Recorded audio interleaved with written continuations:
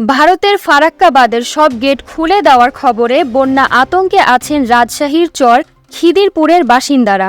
কেউ কেউ নদীর চর ছেড়ে অন্য স্থানে চলে যাচ্ছেন। এছাড়াও অনেকে আগেই গবাদি পশুর চর এলাকা ও বাথানবাড়ি থেকে লোকালয়ে নিয়ে এসেছেন। রাজশাহী পানি উন্নয়ন বোর্ড বলছে, গত 12 ঘন্টায় রাজশাহীর পদ্মায় পানি বেড়েছে 3 সেন্টিমিটার।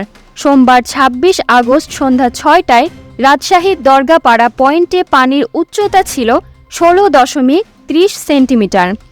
এছাড়া চলতি মৌসুমের 17 আগস্ট সর্বোচ্চ 16.54 সেন্টিমিটার পানির উচ্চতা উঠেছিল। নদী পাড়ের বাসিন্দারা বলছেন, ভারতের বন্যার কারণে দেশটি ফারাক্কার গেট খুলে দিয়েছে। এজন্য রাজশাহীতে পদ্মায় পানি বাড়ছে। পদ্মা নদীর চর খিদিরপুর এলাকায় বন্যার পানি ঢুকে গেছে। জেলা পবা, বাঘা ও গোদাগাড়ি অংশে নদীতে ভাঙনও দেখা দিয়েছে। মাহাজুবা তুলি, ডিএনএন।